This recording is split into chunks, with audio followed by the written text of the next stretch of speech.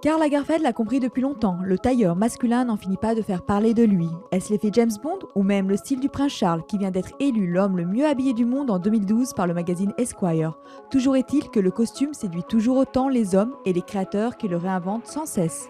Pour cet hiver, le velours, qui a l'avantage de tenir bien chaud, est de retour dans des tons chauds, comme le bordeaux, moutarde, bleu nuit, gris et noir profond, et se porte désormais autant le jour que la nuit.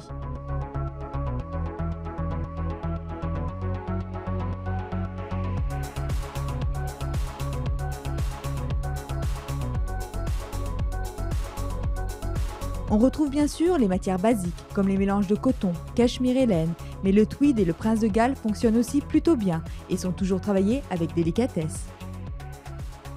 Le savoir-faire des Zegna, honnêtement, est très important pour pouvoir à chaque saison réinventer même les pôles naturels. Les pôles naturels est une des choses plus difficiles à faire, mais en même temps, il doit y avoir un savoir-faire des couturiers énorme, sinon il n'a pas l'allure et l'élégance que vous allez voir vous-même.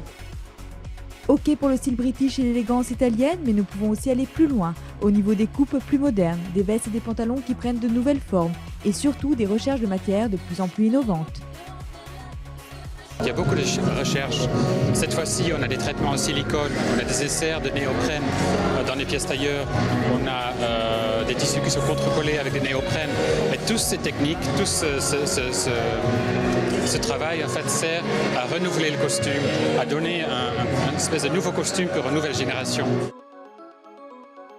Enfin, le costume pour le soir reste une pièce phare de la garde-robe masculine. Il se décline avec accessoires et col fourrure chez Dolce & Gabbana, plus noir avec effet de brillance chez Yves Saint Laurent, Viktor & Rolf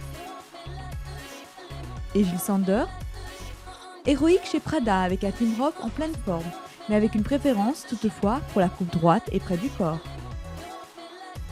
C'est tout d'un coup un retour au très beau costume parce que vraiment un homme en costume c'est toujours très sexy et d'avoir comme ça une laine et mohair, bleue, grise, chemise blanche, cravate, la pochette, ça met en valeur la coupe du costume, les vestes un petit peu plus courtes, la jambe plus longue.